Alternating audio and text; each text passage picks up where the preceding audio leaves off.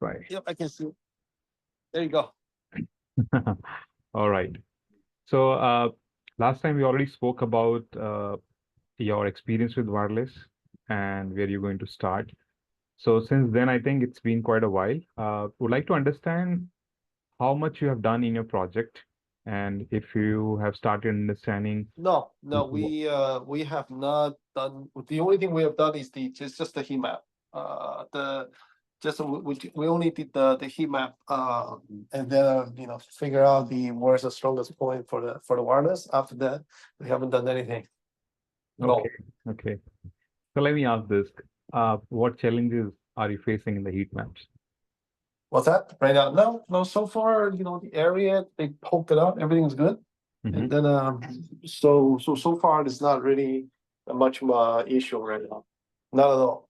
And then because we probably what they're looking for deploys that they're gonna try to deploy about I'm calling the heat map is gonna be around total is about 90. I look at the heat map points, right? Mm-hmm. That's what they're gonna deploy somewhere around about 96 access points. Oh, wow, that's a huge number. Yeah, it's a huge one. Yeah. And what tool are you guys using? Is it Ikaho? Yeah. Okay. Okay. Well, then that's great because as we are going to start with RF fundamentals today, I think there are the terms that we are going to use pretty much should be you would be using in your heat maps. And maybe after today's session, you might try to correlate what it is and why it is. Okay. Okay. Yep. And since it's day one, I'll be on a very slow pace, and let's try to understand whether you're okay with this pace or you have to increase or slow down this, and then we can adjust it accordingly in the coming sessions. Yeah. Yep. Definitely. Perfect, perfect, great. All right, so let me share my screen and we start with wireless training, which is RF fundamentals. Now, when we talk about RF fundamentals, any basic idea that you have what it is, what we're going to cover in this? Yeah. I think with the radio, well, RF, just going to RF on RF, I know because it's been a while, right? And you can you can go on it. It's pretty much is the radio frequency, right? And then follow the because somebody kind of learn it, but it was a long time ago because my background is electrical engineering, so this stuff and I kind of remember everything is basically it's just the wave how it goes, wavelength, speed, all that stuff. I have no problem with that. I Great. understand all. Perfect. So I think then you can correlate whatever we're going to discuss today. And so this is the RF spectrum, which I think we would have read about it maybe in uh, graduation or maybe in your engineering. Yep. Right? Yep. So when we talk about this spectrum, we know there are various wavelengths, ultra high and microwaves, but the frequencies that we would be operating on, or you can say we're working on with 802.11 protocol, that falls under microwave category, right? Yep. And we have two frequencies. One is 2.4 gigahertz and one is 5 gigahertz. And probably they both fall under unlicensed frequencies, right? Yep. Now, when we say unlicensed, what comes to your mind? Like why they're unlicensed, or what are the benefits or the consequences of being unlicensed?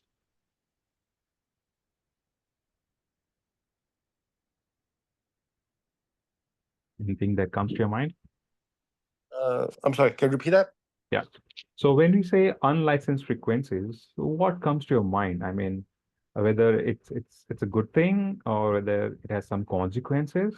Unlicensed. Well, pretty much, the frequency, it has to be licensed, has to be controlled, because otherwise you're gonna, otherwise you run the detector frequencies is gonna be like, you could be like you're gonna see a lot of collisions. You're gonna see a lot of frequency overlappings, and that's why it has to be licensed, and meaning being have to be controlled by the authorities. This is Yeah, what I know. Otherwise, you will see overlapping. You will see uh, consequences that when people randomly picks the whatever the frequency they go for. correct, correct. So I like the word when you use a controlled environment or controlled frequencies, because in unlicensed, you have no control and anyone can use. And when anyone can use, obviously there are consequences, which means we cannot restrict anyone to operate on maybe a channel or a frequency. So they can use whatever they want. And that's the major cause of interference, or in especially the wireless spectrum, right? Yeah.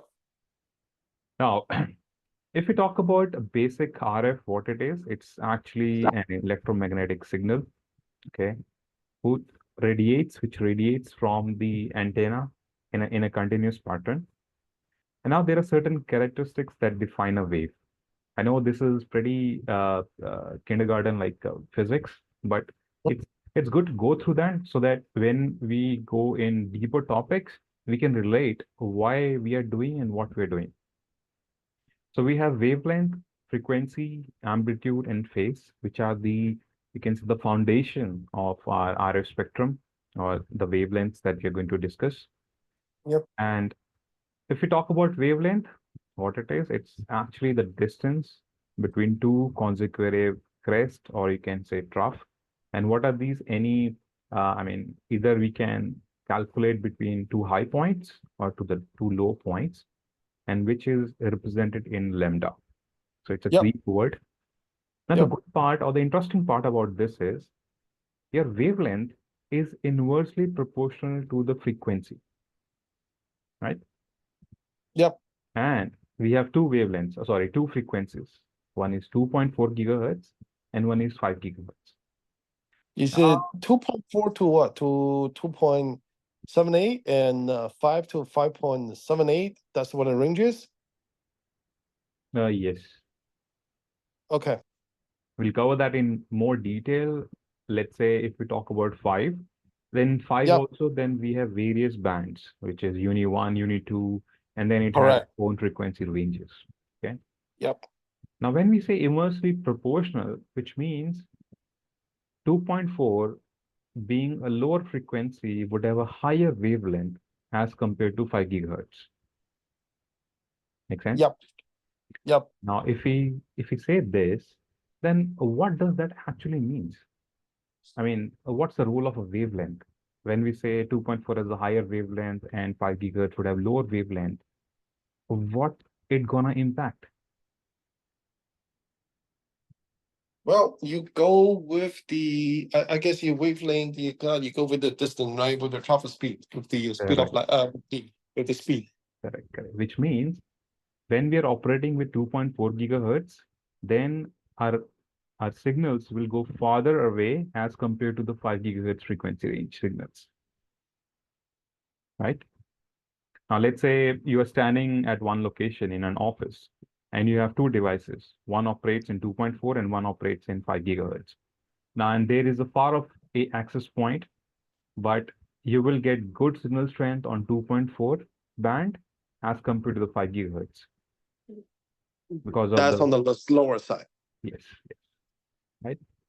Yep. Now, having said that, which means whenever we operate on 5 gigahertz, it will be absorbed more frequently as compared to 2.4 gigahertz. And that's the reason 5 gigahertz can travel less distance as compared to the longer, 2.4 gigahertz. So this is kind of a I'm sorry. concept. If you can, Can you? I'm sorry. Can you repeat this? What yeah, you just said? Absorbed by the high frequencies being absorbed more. Can you yes, repeat that? yes. So when we operate with 5 gigahertz, let's say Right. you have an access point at one location and starting to transmit signals on both the radios, then the chances of 5 gigahertz getting absorbed is more as compared to 2.4 because of the Mm, shorter wavelength. well, the shorter wavelengths, that means is the distance is that means it's faster, but yet the distance is shorter, it's less. Yes. And why is that? Let's say if you have an open environment, like Right. no an office environment or any place where you have no restrictions or obstructions, Yep. then obviously because of this lambda, I mean wavelength and frequency being inversely proportional, 5 gigahertz would travel less distance, right? But what if we Right. have some obstructions in between and both the signal has to pass through? Okay. 5 But then, gigahertz, however, I think that probably depends on material. Also depends on, the as far as I know, it really depends on the nature, and then the type of material we're talking about, right? Because you're talking about, let's say, if it's a metal, is a wood, or is a building, and also the shape, and that's how the property of the wave goes through. Where we going through the diffraction, refraction, and then we're traveling around the angles, diffusion. This is how because this radio frequency, the RF, it follow the wave, it follow the property of light because it's part of the EM wave. correct. You're right that every device or every particle or material would have its own dB attenuation. Correct. But my point is, if we have 2.4 and 5 passing through that material together, then the chances of 5 gigahertz frequency getting absorbed is more as compared to 2.4. Yep, I get it. Okay, great. All right, so this is a very basic concept, but I've seen many people who are quite experienced in wireless. They could not relate this to the physical world or to the applications. Okay, I hope you are pretty good at it, and just with I think 10 or 15 minutes of conversation, I don't think you're very new to the wireless. You have a good understanding. All right. Yeah.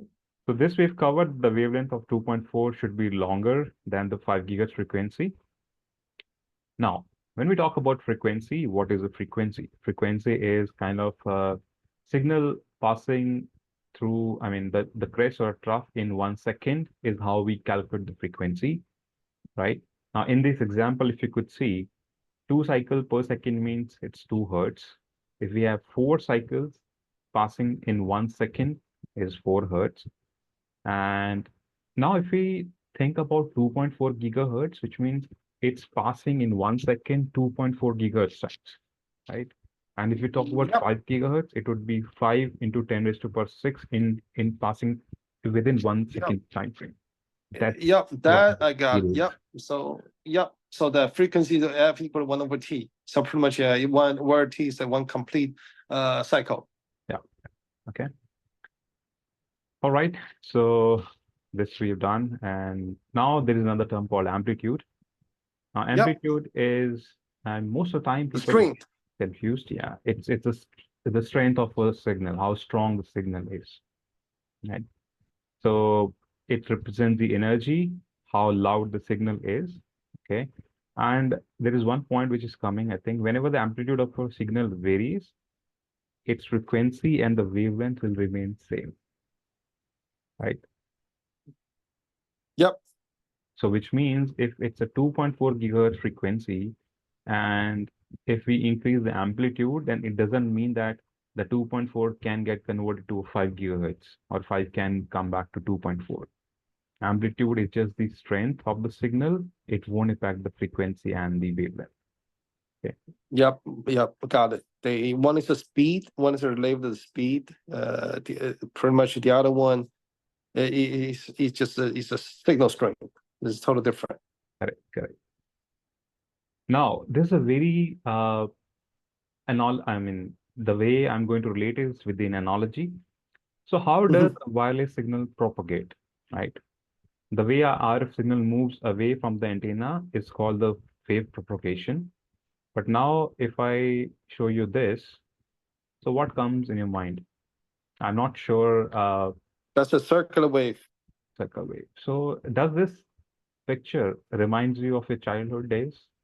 Have you done Yeah, some the naughty stuff? water. You play around the water, this is what a circular wave is. And then you put it, you throw the little stone at it, and then this is how the water propagates. Like you see, that this is how you measure what's that called? The water, you turn the little circles. Correct, correct, right. So now what we understand or what we can uh, gain from this concept is now when you're standing on a shore and you throw a stone in the water, it would have a ripple effect and the waves Yep. will start to expand. But you see, as the wave expands, the intensity of the wave slows down, right? And they're very subtle when they reach to your, when they come nearby you. So that's the same analogy what we have in wireless networks, which means uh, the signals near the access point will have much stronger signal as compared to the signal which are moving farther away from the access point. Okay. So that's the reason the more closer you are to the access point, the better signal strength you have on the client device. Got it. Right? Great. Yep.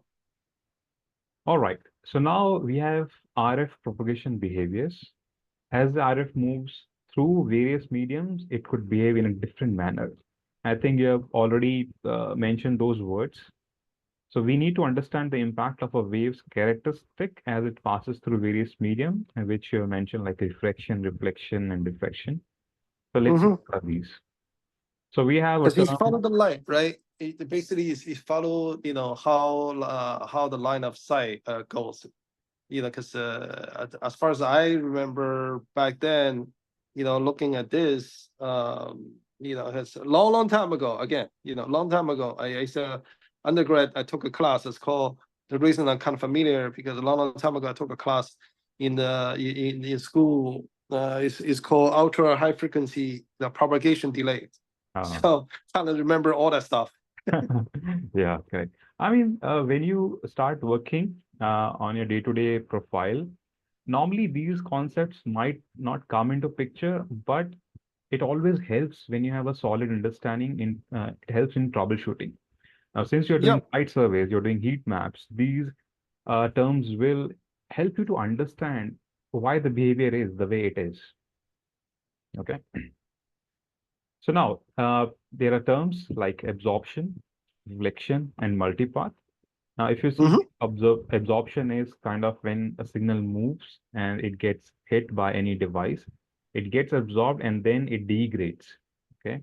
The strength of the signal degrades or the amplitude of the Yep. signal degrades. So similarly, when we talk about reflection, your signal will not degrade, it will just change the direction, right? Yep. And the same concept when we talk about in multipath, which means it's an open medium. I mean, in the wired networks, we have a guided medium. We can control the propagation of signal. But in wireless, it's everywhere. So when any device will reflect, it can go to multiple places. And there are times when it can reflect back. Now, when it reflect back, then I mean, there is a point where they can both cross each other and they can nullify the signal strength. So you talk about interference, Uh, node and anti-node. no, it's not interference. It's the same signal which is coming from different places, and it's coming to an angle where they are out of phase. We'll read about it, okay? And when they are out of phase 180 degrees, then they cancel each I other, see. right? Right, right. So the So the two overlaps, doubled it. correct. The one they're out of phase, they cancel each other. Correct. Correct. Yep. So let's see what are these. So when we talk about absorption is it reduces the amplitude of a wave, which means the energy.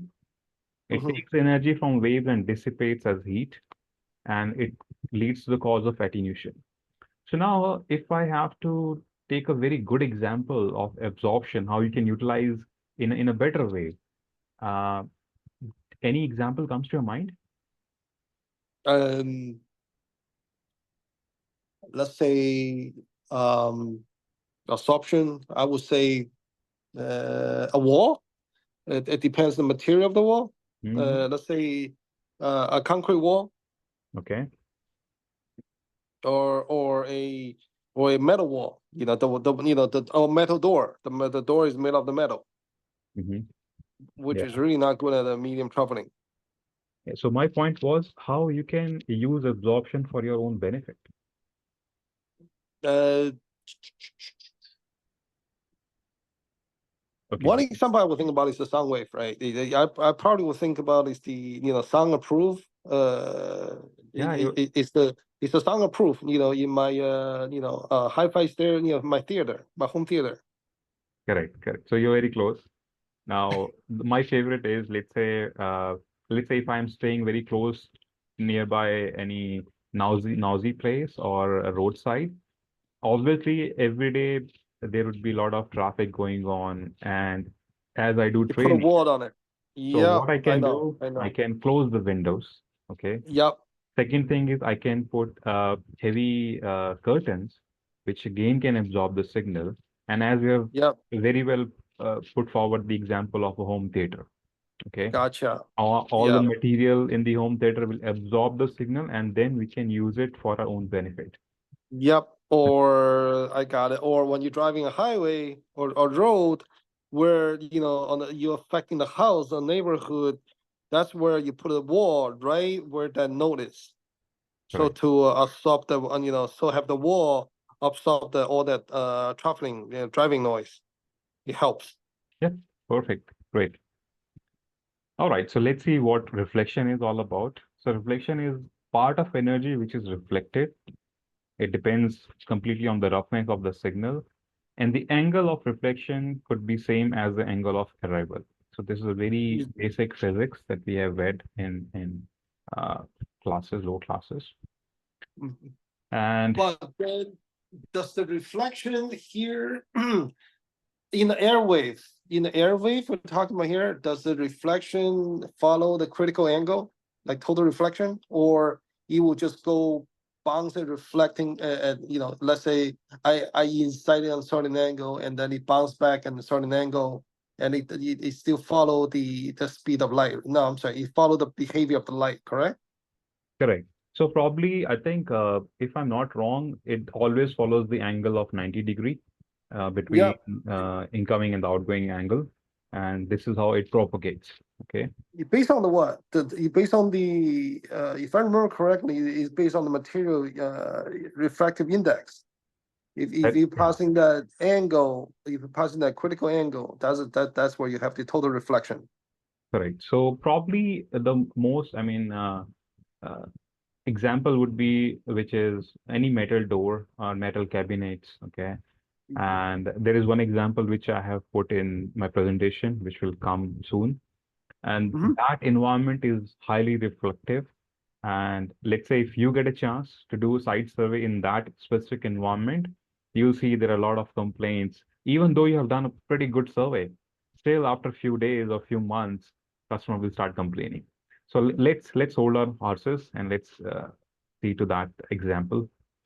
Okay, So what is multipath? Multipath is radio signal bouncing off metal objects. They often combine at the receiver. Now, it can either be constructive or destructive. It's completely based on what phase or what angle they are crossing each other. Okay. Now, normally, multipath was a term which was not which was always destructive during legacy devices where we have 802.11b, A, and G. But since mm-hmm. the introduction of N as a standard, we are using multipath for our own benefit. Okay. How we do that, we'll come to that later. But as I said, absorption you can use for your own benefit. Similarly, multipath now we have started using for own benefits. Gotcha. Now, since we were talking about reflection, we have read about absorption and all that. So what comes to your mind when you see this environment? Have you done site survey Uh, environment? Holy crap! On this environment, Yeah, this is the you're gonna see. Well, this is a pretty much is I would say is a quite open ended. It's not really you just gonna have to you're gonna see all kind of behavior of the light. You're Exactly. not. Exactly.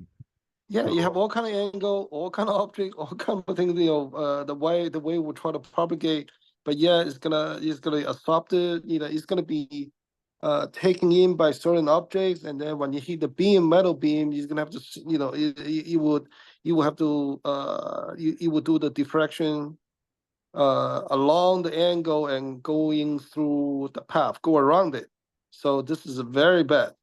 yeah, Yeah, you will have all kind of multi-path interferences. yeah, multipath, absorption, reflection, Yep. everything will be in this environment.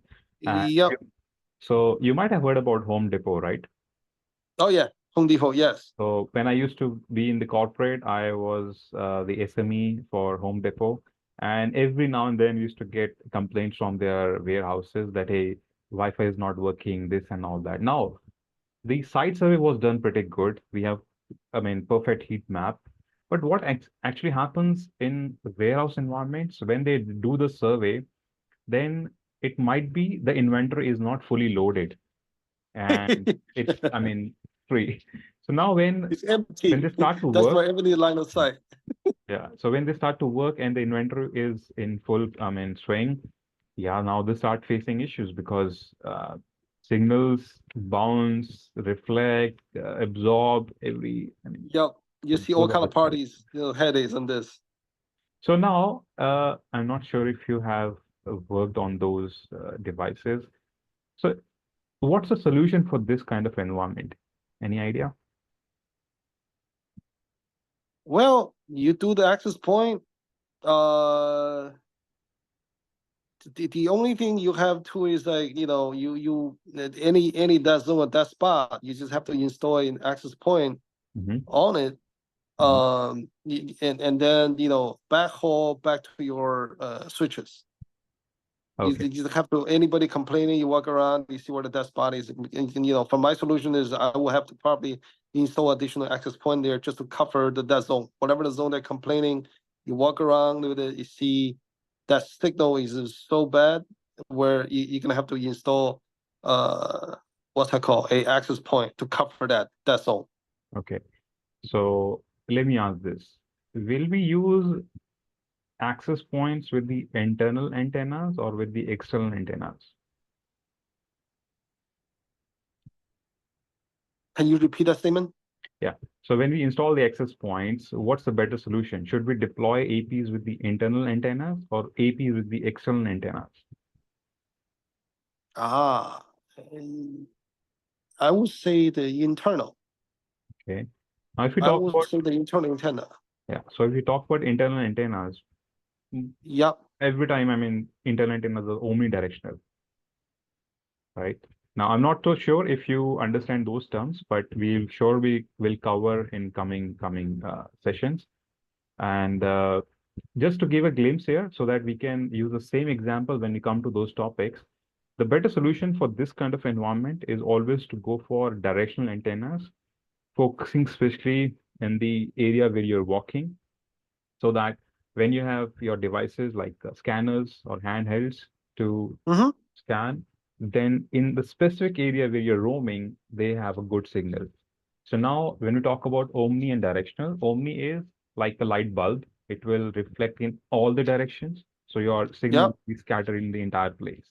But when you talk about directional antennas, they are very specific to a location.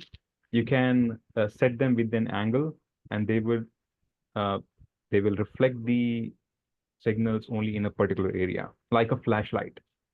And flashlight Gotcha. in the theater, right? Just a glimpse, Gotcha. a basic glimpse. When we come to the topic, we'll discuss more onto it. Okay. So far, how's it going? Are you Yep. No, so far it's good. interesting? Yep. So Great, far, yep. Yep. I could say probably on 100% right now. not, perfect. not lost at all. And the pace is also good, right? Or Yep. should Yep. it? It's very good. Yep. No, just good. Even I'm enjoying the session because normally when there's a batch of maybe 10, 15 guys, especially on the online forum, they will just shut down their cameras and they will just sit idle without interacting. So in that case, you never know how they are feeling or whether they have understood or not. But trust me, I'm really enjoying this. You are very responsive, and I think that's how we make a better session. Thank you. Yeah, Great, this interactive, very good. Yeah, I like it. great, great. All right. So now, if we talk about multipath, it's kind of now actually you have understood the concept, but let's go through it again.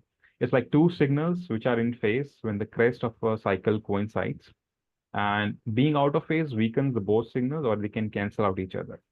So when we say cancel out, when they are at 180 degrees angle, then they will cancel out each other. And I think the best example is this. Okay. Now, out of this, if you could see, there is a green signal coming and there is another purple signal coming, or you can say, yeah, purple, maybe blue, and they are canceling out each other. Okay. So if my client device is at that specific location, they won't get any signal and they will start complaining about it. So I have to change the location. Either I have to shift little bit uh, uh, left side, right side, or maybe north or south. Okay, so that I get some good signal. But again, as I said, this was the concept which used to go against us in legacy devices. With the introduction of N, we have started utilizing it. Okay, we'll come to that. Yep. So as the radio waves bounce, they can arrive at slightly different times and angles, causing signal distortion and potentially signal strength fading. And if you look at the graph, this is how the combined results could look like. So what you're doing is you are trying to. I see what you're doing. You have a lot out of phase. So what you're trying to do by shifting angle, so you try to shift the angle, is make everything's in phase. Yeah, correct. That's gonna when you're doing that, that's gonna increase the signal strength. Right. Yep. Now, normally nowadays we don't cover that concept, but since you have mentioned this point, if you see this access point on the left side, right, you see there are four antennas. Okay. And if we go back to 802.11a, B, and G as a standard, and the APs that we used to work on before I think 2012. At that time, I think 2009, no, 12 only, 13 and 12. They have two antennas, okay, but at one particular time, only one antenna used to work, and we call it the concept of diversity.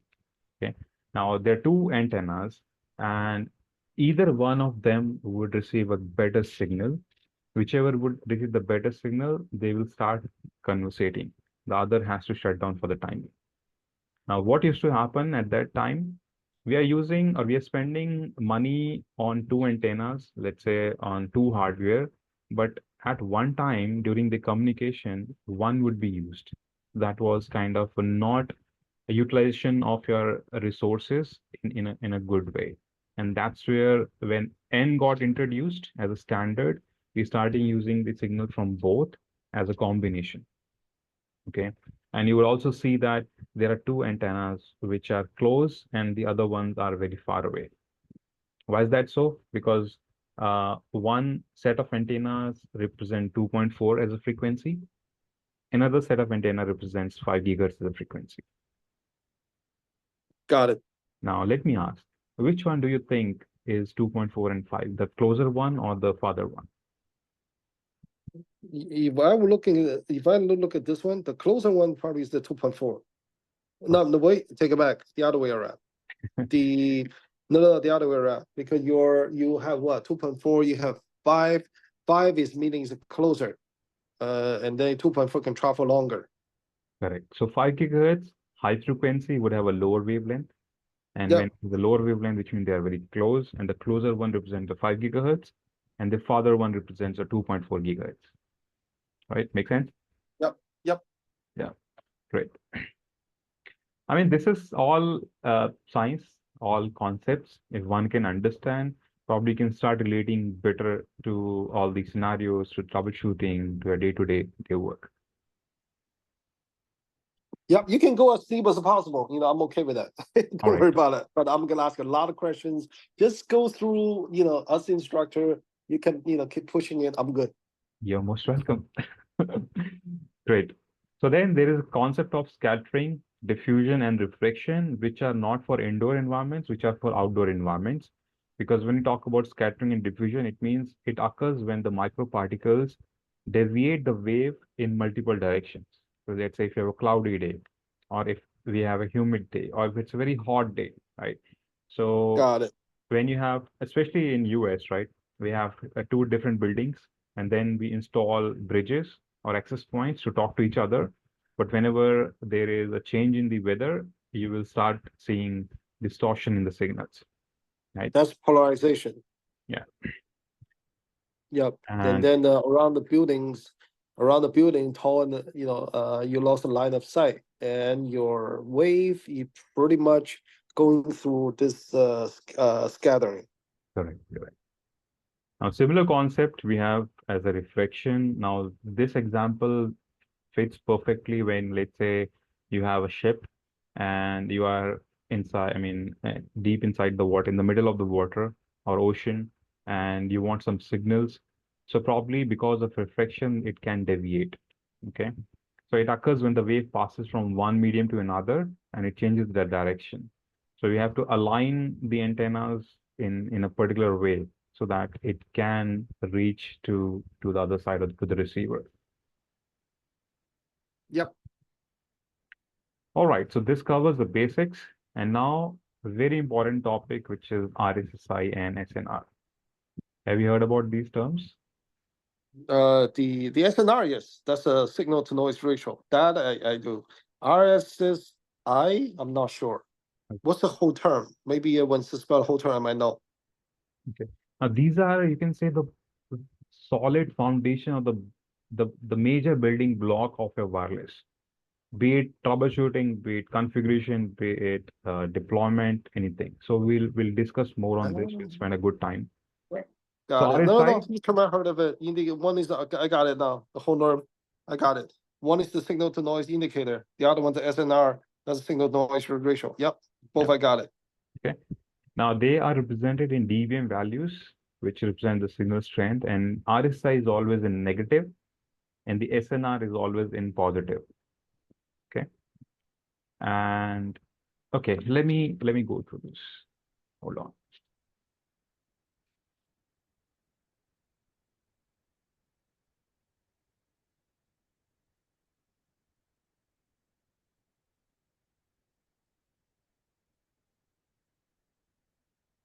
Okay. This is very interesting and very important. So let's say we have a reference point. Mm-hmm. Okay. And I just mentioned that RSI is always in negative. Negative. So what does that mean? That means, let's say you have 0 as a reference here.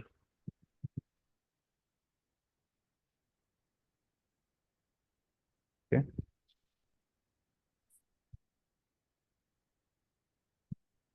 And then you have 1 here, or maybe let's say 5, 10, and 15, right? Mm-hmm. So normally when we are represented by these terms, we'll say, hey, 15 is higher than 10, right? But what if I change this to this side? What is this? 5, 15, and 10. What are the unit? These are just terms. CPM? No, just normal terms, right? Okay. Coming, Just as an indicator. yeah, coming to the point. Okay.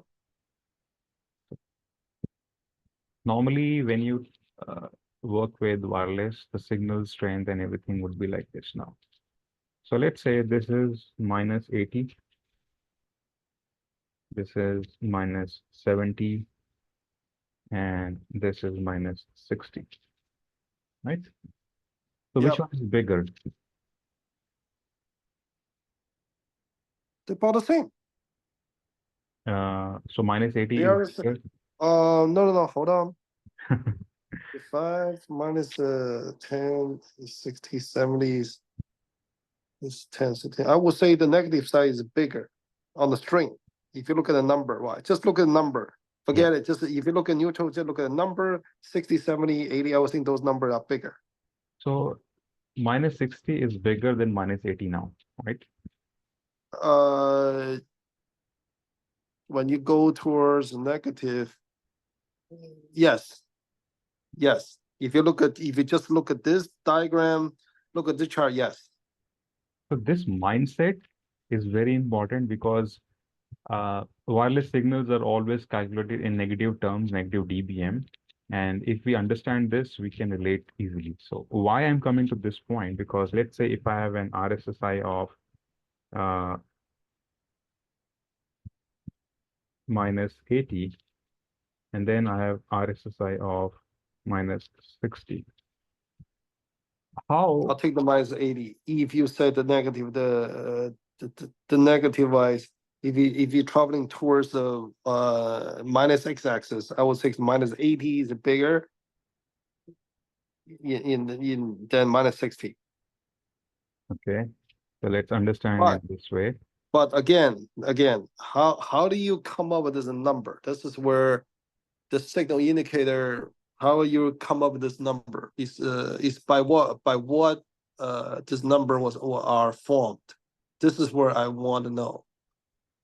So this is, I mean, you can say Is X over Y?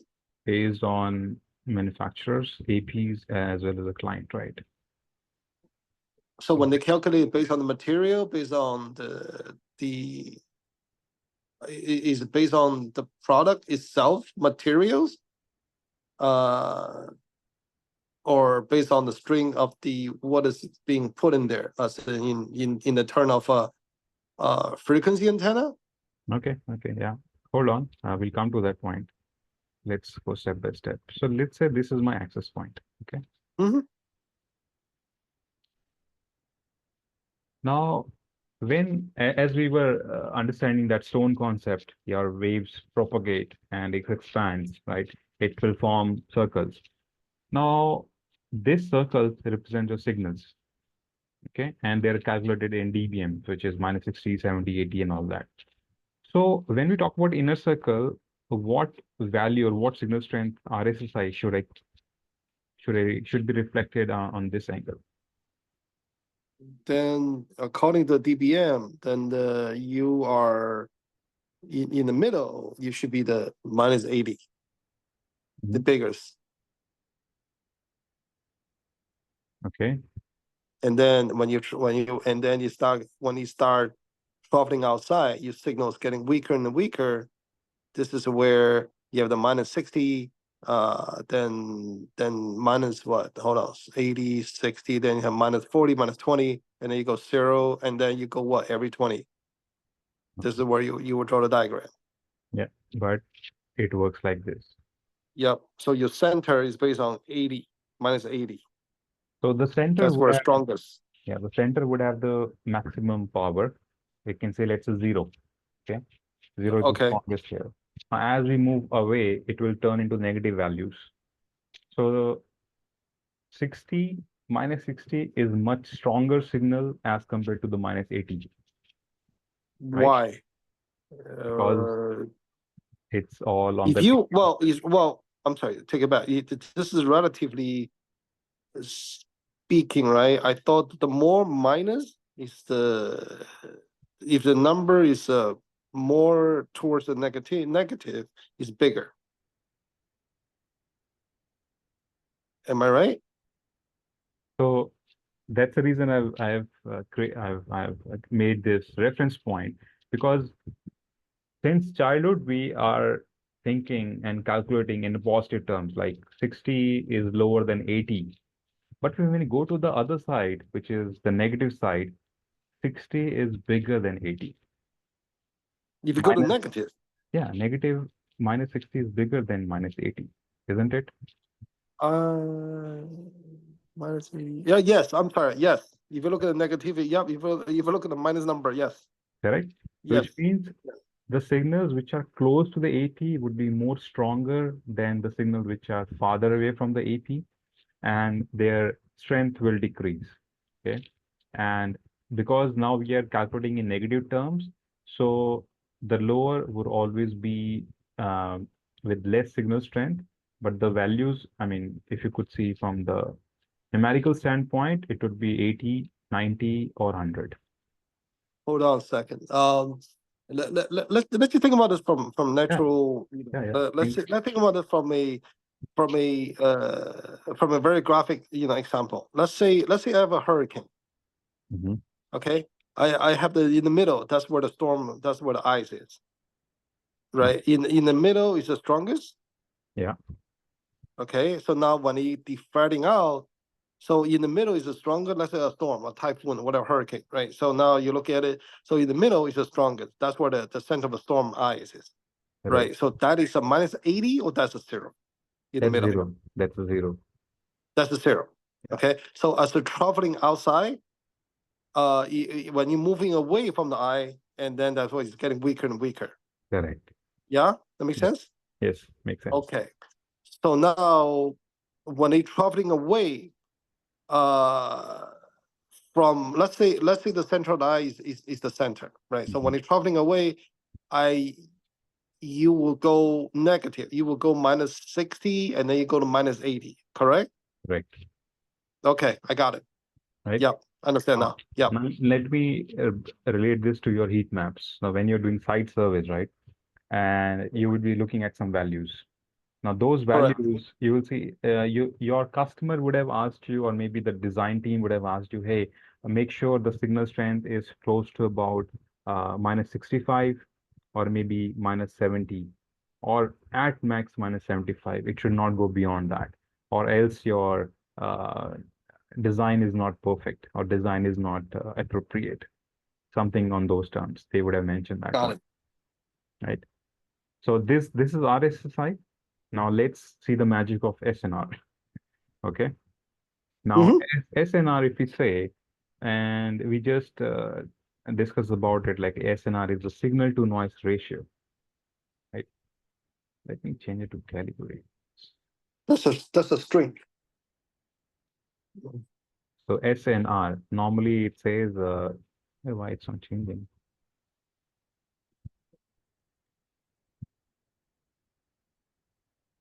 Perfect. So SNR, it says signal to noise ratio, right? But actually, it's RSSI minus SNR, or noise, sorry. Okay. It's very interesting. Okay. Just watch out. So now let's say if I have an RSSI of maybe -90, and my noise is close to about 30, what would my end result?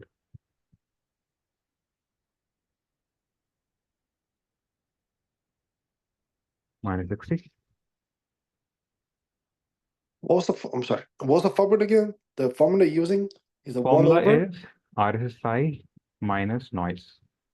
So RSI minus noise. So let's say you have a noise at 30, correct? Correct. And then you also have a hold on, and then you also have what is the RSI value again? RSI value is 90. So we RSI minus that. So 90 minus 30. 30. That 30, will be 30 would be in negative, because noise and RSI both are in negative terms. right. So that'll be 120. No, if we go with No, board 90 maths, minus will become positive. plus, Plus, right? So right. now you have a 90 minus 30. That's 90 plus 30. That's equivalent to 120.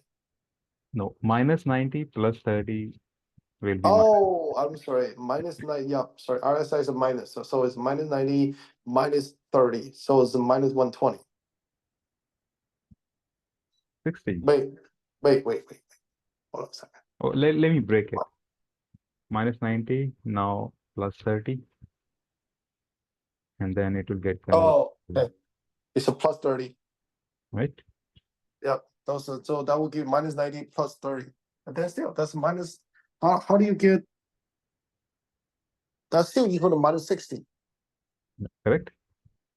Yep, it's minus 60, correct? Yeah, minus 60. Yep. You're not, oh, hey, you are able to see my screen, right? Yeah, no, I can. Okay. Now let's take another example.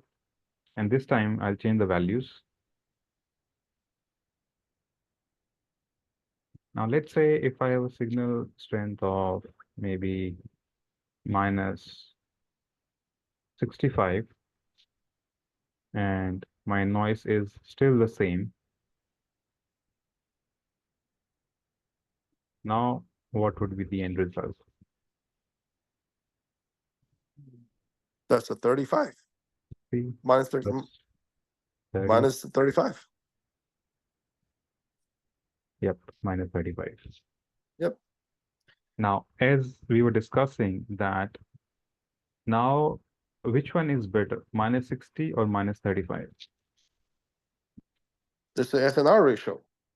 I would say minus 35. Yeah, minus 35 is getting better, right? But Yep. we need SNR in positive terms, or else this is the worst SNR. Let's Correct. clear this out again. I mean, let's modify it again. Now, Okay. RSSI of minus 60 is always better, right? We'll keep it the same. But this time, we'll say my noise is close to about 90. A very less noise. Now, if I calculate, it would be minus 65 plus 90, and the value would So be plus. So it's a plus 25. 35. No, cannot be. Oh, Minus 25, sorry. 65, no, Yeah, plus 25. So it's a positive. So the correct. bigger positive. So SNR is towards the positive ranges. So 25 is the bigger. Yes. Now, if I talk about design and deployment guides, I mean, if you will go through them, then minus 65 RSSI and SNR of 25 is always the recommendation for a best design in wireless. What does a hypothetical perfect place? No, not hypothetical. It's, I mean, when you when you deploy your network from the heat map perspective with these values, and they have around 15 to 20% overlap, that's always good for voice deployments or maybe for data deployments. For data deployments, you can go a little bit here and there. I mean, SNR can be 20, RSI can be minus 70, and overlap could be 15%. Are you looking at both number at the same time when you deploy the voice, or you look at the only one number heavily than the other? Both. Because you have two numbers. You have RSSI and then you have SNR, right? So obviously, okay, the voice that you come up with, right now you have two numbers. One is a 25, right, which is SNR, and then RSSI is a minus what, 35, right? Yep. So you always look at both numbers. Yeah, both numbers. Okay. And I'm going to relate this with the physical application. Now, let's say Okay. you are sitting in an office, okay, and you are in a conversation with your boss. Now, normally you both will conversate and you can hear each other, which means now the way you are speaking, or you can say the amplitude of your voice is same, normal, the way you normally talk, Yeah. generally talk. And there is a very silent environment. There is no uh, noise, no Okay. interference, and you guys can chit chat easily. What if now you guys shift in a conference room where you might have a gathering of maybe 50 or 100 people, and your CEO is going to represent. And now, when you say something to your boss, can you conversate on the same tone? Oh, no, not at all. I'm gonna start yelling because You you have have to loud speak interference. louder, right? Because now Yep. your SNR has increased. So obviously your RSI also you have to increase in order Correct. for your boss to understand. That's the reason these both values are so helpful always, because if both the parameters, if any one parameter goes out, then other has to balance out. Make sense? And this concept will take some time to digest because, as I said, we are not accustomed to think on negative terms. So this is a base. If, I mean, if we start thinking on those lines, it will help us not only for troubleshooting, but in our day-to-day deployment and this stuff also, design stuff. Got it. You with me? Yep. Got it. And Understand. and what I'll do, I'll take a screenshot for this so that we keep on referring this again and again. Okay. Got it. Yep. Interesting. Yeah. This is where when I look at the number RSSI and SNR, I can again, this is the first time I can put it together. As in, you're helping me to put them together, understand how are they both correlated to each other. In a live example, yeah, this is definitely what I need. Now, let's say if I go with that definition, right? Let me share it again. Now, I'm not saying, I mean, there would be better trainers than me, but this is your bookish language. They will just write things out and you won't be able to understand.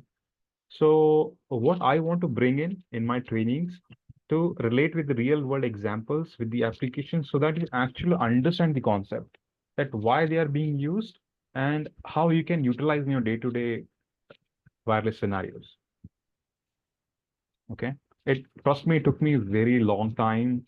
I was in attack and when used to troubleshooting and I could not relate these terms initially, it took me a long time to understand. But now my fundamentals are very strong. So that's the reason I always start explaining from these terms so that whosoever is starting his journey, they can get at ease with wireless understanding. Okay. The dBm, the second line, the dBm value obtained from the signal grading coefficient. The dBm, M is in the meter, the dB per this as a this is a measure of the distance. We M is that? no, it's milliwatts, and we have Oh, got it. Yep. we have a whole chapter to understand the logarithmic values because that's Okay. another interesting topic which you need to understand the mathematical part of it or the you can say the calculation part of it. Gotcha. Okay. Okay. Yep. Milliwatts. Okay. So it's dB over milliwatt. Okay. Got it. So the higher SNR, the better, which is more positive. SNR signal strength relative noise. Yep. It's the noise, basically noise, and the RSSI is better. Voice RSSI is negative, the better in negative term. I got it. Okay. And as I said, we'll keep on revising it so that it it gets sync. Yep. And let me ask, how much time we have to go ahead? Are we good? No, as long as as long as we go around 7:05, because 7:05, 7 o'clock, I have a join the Paris meeting. That's why today, other than that, the rest of and after that I can come back about 8 o'clock.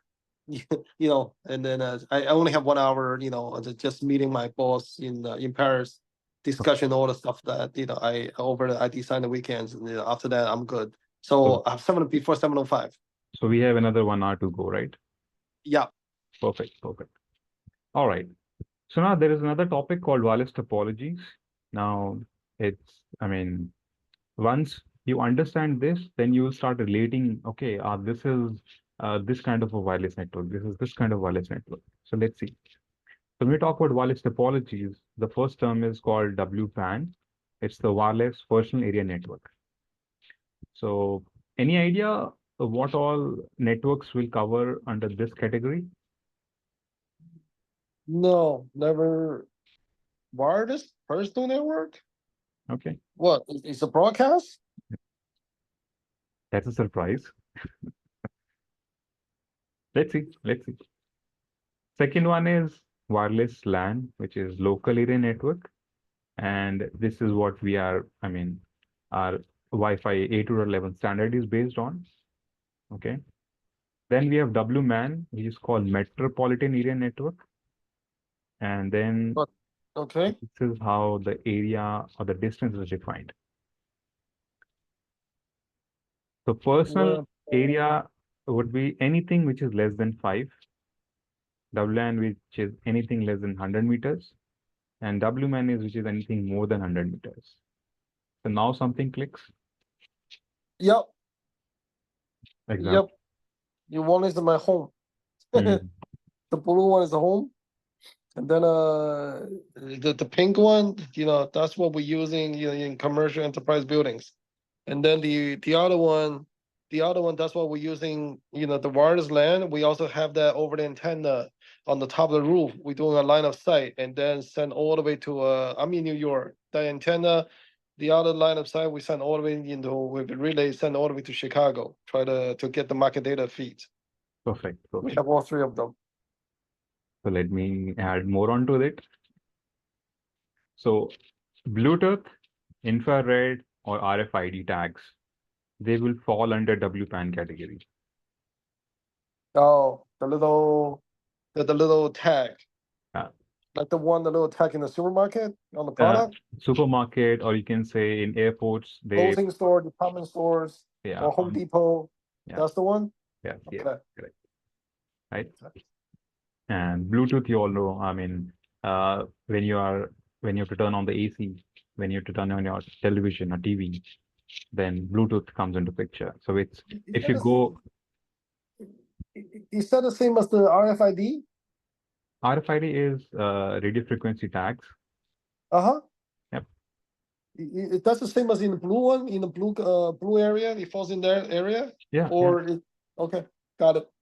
So now, very perfect example is the hospital environment where you have devices, and then let's say maybe a stretcher, or maybe the hanging rod, and you need to figure out, hey, where my device is. So you put an RFID on that, and nearby access point, it will start communicating with it, and it has to be in the range of 5 to 10 meters. As it moves away, it goes to another AP, another AP, maybe another floor, and that's where they can detect, this device is located in so and so floor and at this location. So just go and pick it up from there. Got it. Similarly, when you have luggage in airport, they put RFID tag just to monitor where the luggage is. So various Yep. kind of applications. Okay. All right. So under WLAN, not only Wi-Fi, we have cordless phones as well. We have Zigbee as a technology also, which falls in this category. And then for the WMAN, we have cellular or the WiMAX. So cellular also comes under this category. So they don't Yep. operate in the frequencies of 802.11, but yeah, I mean, under topology section, they all will fall under such categories.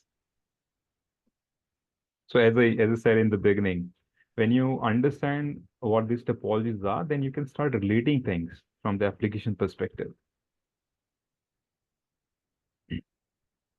Okay. Now, very important concepts.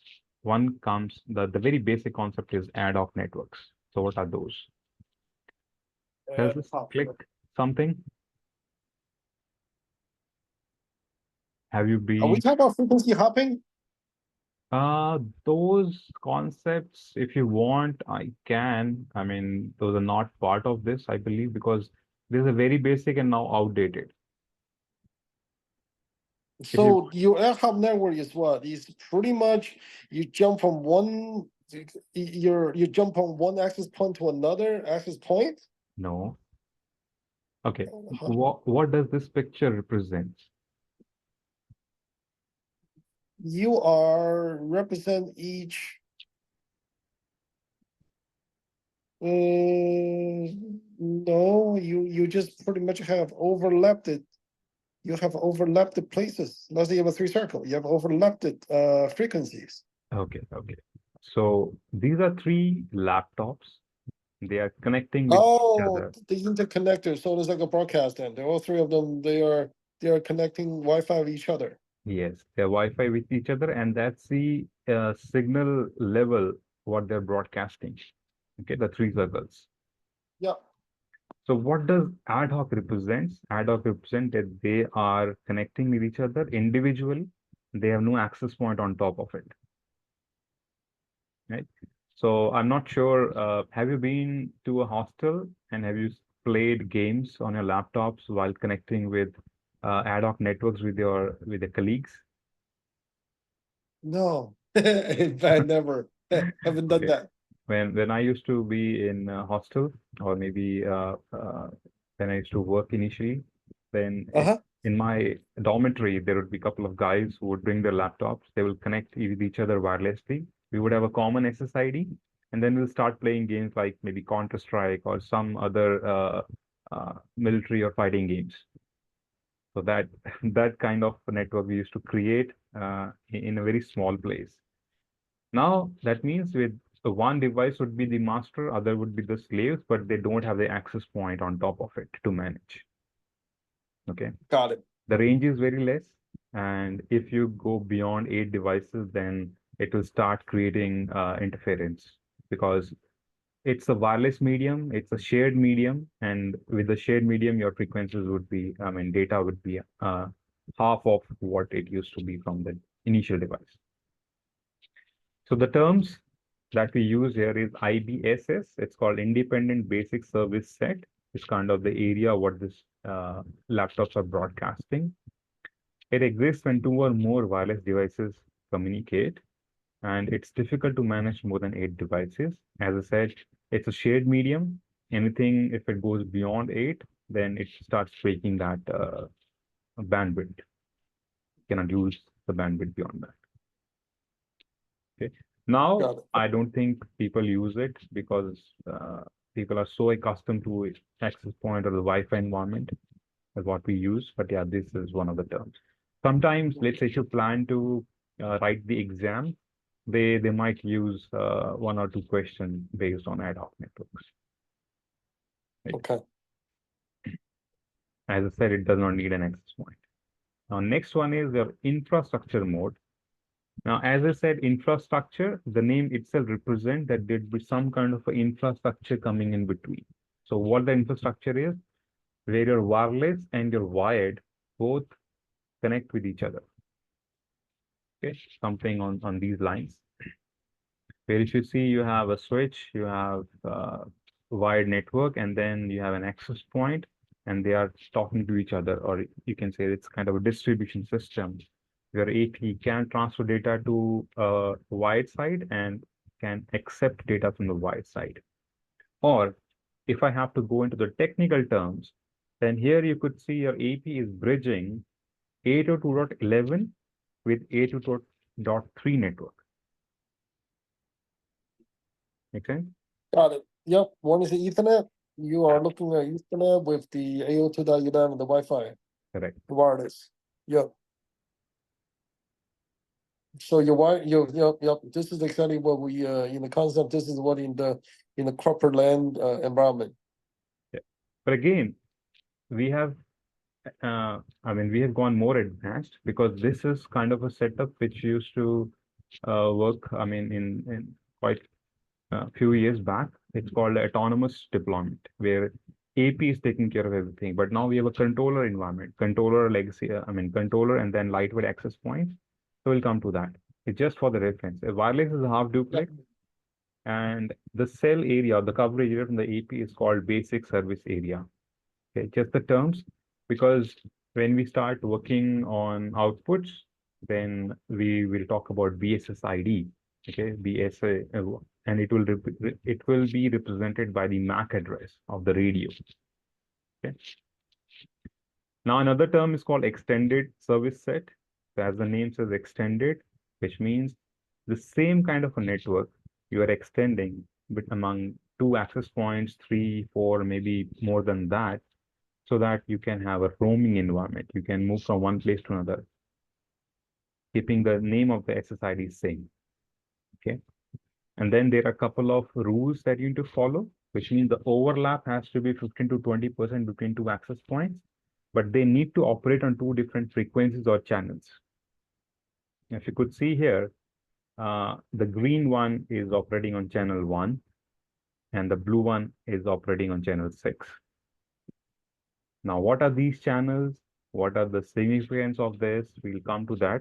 And that's also a very interesting topic. Okay. Yep, I got it. So as far as I know, each frequency range is 2.4. You have these overlap channels. You just have to make sure they are not on the same channels. Yes. Yep. Okay. Now then we have a term called BSS ID and MBSS ID. Again, it was a legacy term. So when we have one SSID and the network that it will communicate with, it's called BSSID. So BSSID is basically the MAC address. As you could see, we have two SSIDs. One is a guest SSID and one is a voice SSID, and they both have the MAC address associated with them. So if we use one SSID, it will be BSSID, but when we use multiple, it will become MBSSID, multiple basic service set identifier. Now, But it's the same MAC address. yeah. So let me put in I'm sorry. Can you repeat this one again? Are you talking about? So I'm sorry. This is where I'm a little bit lost. The basic SSID and multiple BSSID is based on what? It's based on the MAC address. Yep. Now, hold on. Coming to the point. So now, let's say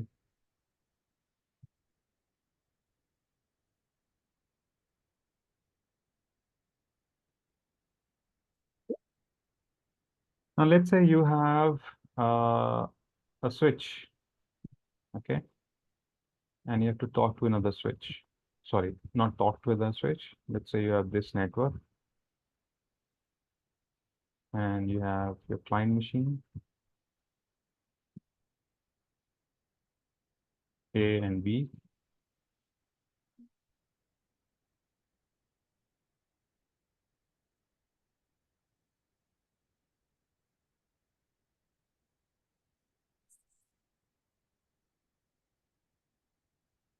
This is A and this is B. So when they have to communicate with each other, normally how they communicate? you daisy chain them, one as a master, one's a slave, or you trunk them, or you Uh, trunk them as a one switch, as one virtual switches. we can use one switch, maybe multiple switch, but the idea is we need to know the source MAC and the destination MAC, right? Oh, definitely, yes. Now, You're looking for a MAC, you flood. yeah. So now if we have multiple VLANs on the switches, okay, they would have SVIs for the gateways to put them in different. You are correct. You're doing ARPing.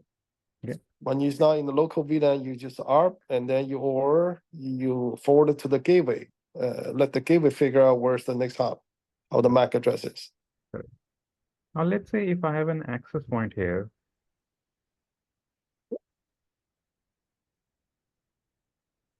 and this access point has to talk to maybe a controller, or let's say a switch. Normally, let's say we have a controller here, because anyways, currently we have moved on to the controller network, and the controller network has all the interfaces. Let's say for WLAN 1, WLAN 2, WLAN 3, and then it's mapped at the backend with VLAN, which is VLAN 3, VLAN 2, and VLAN 1. Yep. Okay? And they have the IP address also. So IP address would act as a gateway here. Okay? But my AP is a single AP, and it has a MAC address, which is a radio MAC, and then the wired MAC, Ethernet MAC. Okay. Now, radio MAC is used to communicate wirelessly with the wireless client. Okay. And the wired MAC is used to communicate with the controller on the Ethernet side. Simple so far? Yep. Now, my one client can connect to only one SSID. So let's say it's CORP SSID. As we were discussing, we need a source MAC and the destination MAC. Source MAC would be your client's MAC. Okay. Now, what would be the destination MAC? Your destination MAC should be the SSID. Destination because MAC. that's where you connect it, right? You are connected to the access point. Let's say your client connected to the access point, you are pretty much related on the controller to doing the job. Mhm. Where to see which VLAN is that? Because the controller now is serving as the gateway. Now, there are two things. One, either this client could communicate with another client Locally, wirelessly, or right? we could have a switch here and maybe a router, and then we have another client connecting on the Ethernet side, and it can reach that client, maybe let's say client C. So this decision MAC could be either client C MAC or Okay, client B MAC, right? This is, let's say, client B. right. Now, source I know, but how will I figure out the gateway address? Destination, you don't. You are follow.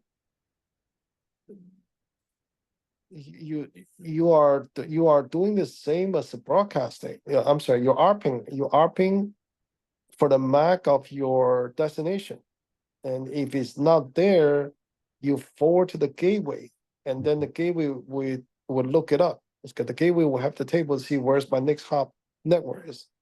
Yeah, yeah. Now, in wireless, the concept is a little complex.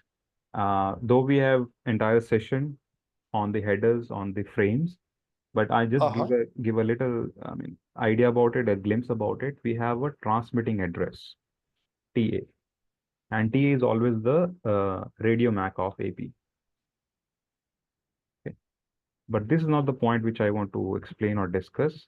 What my point is, now radio MAC of AP is, let's say, AA, right? One.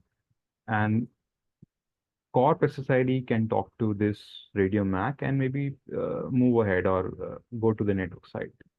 What if I have another SSID called guest? Can the guest be part of the same MAC address or same transmitting address? And,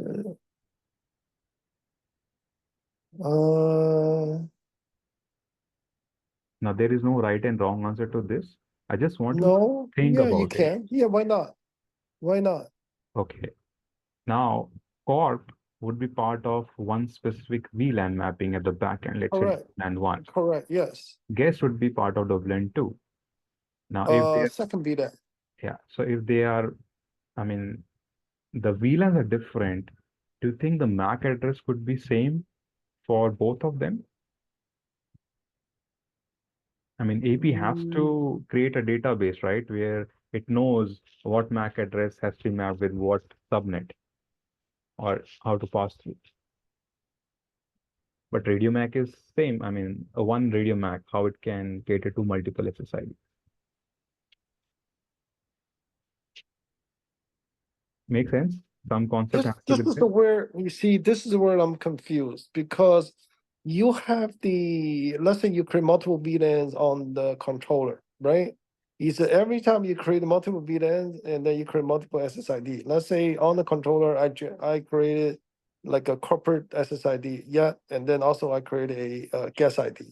Okay, so now I'm virtually breaking the two LAN separate logically in the LAN controller, and then also and then I map to the switches. Also one is a corporate VLAN, also one is a gas VLAN. Right. So I have two VLAN here. I get. I lost you. Can you hear me? I can hear you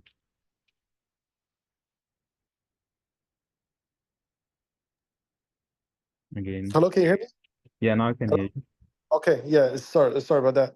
Yeah. So when you create when you create two SSID, one is a corporate ID, one is the gas ID. Mhm. Is it you is it a virtual MAC address? So you have a two different MAC address. Is it two different virtual MAC address, or are these really real MAC address? This is where I'm not sure Yeah, because it's a virtual LAN. correct. So now if you could see this, okay, why I wanted to explain this, because this is a very technical concept and I don't think any book would have explained this. It only comes with experience. Now, Yes, exactly. AP is a single device, and if you have multiple SSIDs, which means these SSIDs are reflecting multiple VLAN, if I relate to Correct. the wide network side. Now, how it works, if you have multiple SSIDs, then the radio MAC stays the same, only the last octet changes. Let's say for corp, it would be 3A. For guest, it will become 3B, 3C, 3D, and it can Ah, go from a maximum, it can go to 16. So now if you read any book or if you go through any concept, it will say your AP, or let's say data sheet of access point or maybe controller, it will say it can support maximum 16 SSIDs. Why is that? Because this is what the concept is. And the hex value can go from only 0 to 15. This is where that concept has been derived. so you do have a different MAC address, virtual MAC address. The last two digit Yes, changes. yes. Last one digit. Got it. Got it. I got it now. Okay. So now that means so your RFID now changes, and then now you basically saying you have a different VLANs. So if you stick around the core VLAN, he's gonna have to using the same VLAN to traverse to the other side. Correct, correct. So it's impossible. So once let's say if you're on the corporate SSID, he's gonna stick with the corporate ID then. Yeah, because now AP would be able to create a database, or you can say the MAC address table, and it knows which MAC is mapped to what VLAN and SSID. Yes, got it now. So everything Basically, else just follow this Ethernet switching correct, bridging method. Okay, got it. right? All right, perfect. So let me save this also. I can share it with you later on. Okay, if this is good, then I think mostly you will start now understanding how it actually works from the packet level side. Yeah, that's what I need. Yeah. You know, everything I go, if I can do a packet walk, then I understand fully from source destination back to the source. Then my head is clear. Yeah, I can understand because as I said, I've been part of TAC team also. I've been into the comment design. So initially, I remember those days when I used to get a case from a customer and I have no idea how the packet is flowing. I mean, how the MAC address is there. And then after doing a lot of lab practices, this is where I got to understand, oh, this is how it works. It's very different from wide side. So yeah, Yep. okay. Yeah, this is definitely, is good. Yep. All right. So another concept we have is of outdoor bridges. Okay. Now, outer bridges they extend the LANs by linking the WLAN. They can be point to point or they can be point to multi-point, and their typical range is few miles. And as you are in US, you have seen these at lot many places. There are other countries where this is not much prevalent because of some outdoor regulatory restrictions. Okay. And this is how your setup should look like. Where now, when two buildings are talking to each other and the antenna alignment is face to face or line of sight, then it is point to point.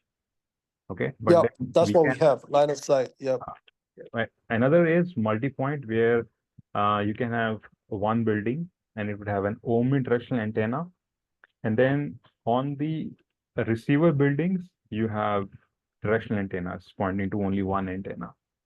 So then we have point Yep. to multi-point. Now, we can have both the scenarios. What we can do, we can have point to point for all three buildings, but then it will increase your cost on the headquarter building where you have to install three different antennas. Okay. Now, if the company can bear the cost, definitely go ahead with that because that's very stable solution. Now, in case they could not initially and they want to expand later on, maybe then they can start with omnidirectional antenna. And later on, when they have budget and they have other go-aheads, they can go with one antenna with one building. Got it. Okay. Then my favorite, it's a mesh network. I love these mesh networks because they make the life so easy when you do not have uh, uh, bandwidth to install the cables. Maybe let's say you are going to a summer camp and you are in a hill station, and summer camp would be maybe for a week, 2, or maybe maximum month, and you need the Wi-Fi network there. Mesh comes to the rescue. Let's say you have Formula One racetrack and you want to capture the speed of the vehicles. In that case, also, you cannot lay out the cables on those expensive tracks. Mesh comes to the rescue. So many things. Okay. This is What how is this mesh concept? This is where each is it each node have the same strength and they just amplifies it like a transmission line? So let's go to the notepad and explain, because this is a very interesting topic. As I said, it's my favorite. So let me share. All right. Now, there are certain terms. Let me write down those terms first.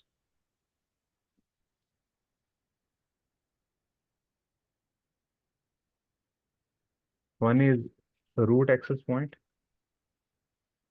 and we call it RAP. Okay. Then we have mesh access point. We call it map. Now, when we say root access point, we have a wide network.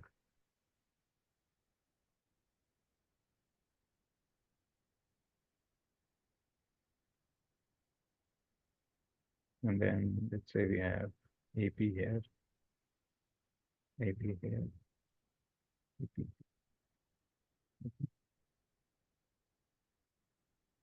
So this would be my RAP. Now, the very interesting and the important point about RAP is RAP's one interface has to connect to the Ethernet on the switch side. Okay. The rest all they are maps, or you Yeah, can say that metric. provide you the WAN connectivity. Yep, that I get it. Now, what does that mean? That means they do not need Ethernet cables. Okay, if they do not need Ethernet cables, then how they can talk to the network?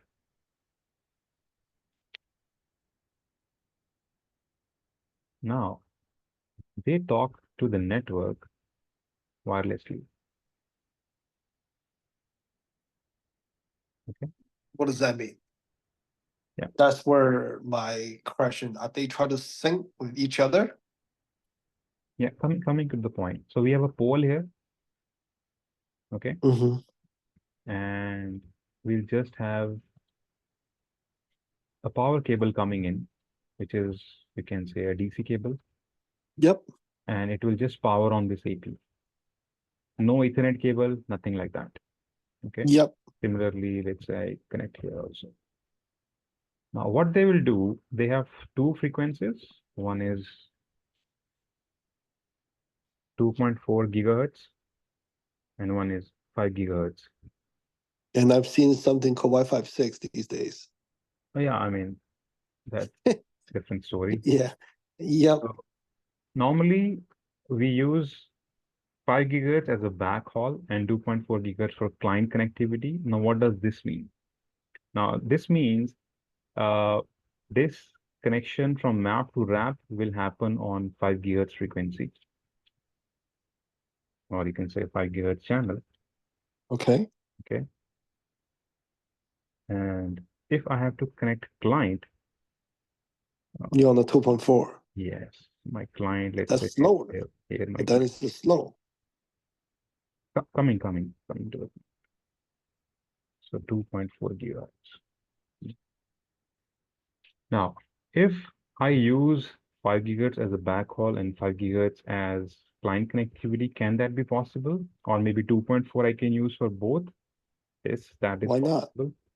But then the challenge with 2.4 is it's wireless is a shared medium, and we have very limited channels which are non-overlapping. So then we are hardly left with anything to give a better experience. In 5 gigahertz, it still can be possible, but with 5 gigahertz, there are less number of interferences. So we have more I mean, the bandwidth of the channel is huge. We have more channels and they are not overlapping. So that's why it gives us good bandwidth to have this connectivity. If this Mm-hmm. connectivity goes off, let's understand the consequences. Then this device will not be reachable. Okay. Now, what does mean? Yep. Not reachable. It means, let's say you are in your office, you are monitoring your network, you have a dashboard, maybe you're monitoring it via Prime, or maybe a controller, or maybe any other tool, NMS tool. And if this connectivity goes off, the first thing that comes to your mind is, hey, my AP is down. But maybe the AP is actually up, power up at the location, but the wireless connectivity has gone down. So the wireless link goes down, you lose access to this complete device. It just goes off. That's the challenge with this kind of a setup. And that's the reason when we try to deploy such kind of a scenario, we have to make sure that we connect our devices on a channel which is less prone to interference, less prone to any challenges, and can stay stable for a long time. And 5 gigahertz is the best bet. Make sense? 5 gigahertz. Yeah, but then you use the 5 gigahertz the backhaul at this moment, right? Oh, let me get this right. So you have a root, and then you have like you say, it's a map, right? Which is the child. Mhm. Okay, and then now you are using 5 gigahertz as the backhaul, meaning that's the connectivity. You connect them each other. Okay, and Yeah. then 2.4 for the client or for the PCs or laptops, whatever the little thing that a TV, whatever you plug in. Now you're saying is that um, if I want to have let's say I have a laptop, I want to set up, I want to share the 5 gigahertz, I want using the 5 gigahertz, Mhm. and that is a doable, Yes, because there's a less overlap channels in there Mhm. and is less crowded, Correct. correct? Yep. Now, what if now the question is, I am now, I am, I am sharing, is this frequency 5 gigahertz is a sharing as well? Mhm. Now is sharing, that means the more device I plug in there, and the crowds it gets, and then and sooner or later, am I affecting this backhaul connectivity back to the root? That's why you got it right. And this is what I was going to explain in next step, wherein as you move away from wrap, with every hop, your signal strength reduces to 50%. So what does that mean? Let's say you are working on 5 gigahertz and the maximum data rate that you can go with is 54 Mbps. Again, Mhm. we'll come to the data rates later on. 54 is the max. Now, being a half duplex, when this client, or you can say this client, right? This client has to talk to RAP. The speed now it can talk to would be very less. Half of 54 is what, 27, and then maybe 20 Mbps, let's say. Okay. This is half That, duplex that conversation yeah, yeah, between the map and the wrap, yeah. between the So root and the access point.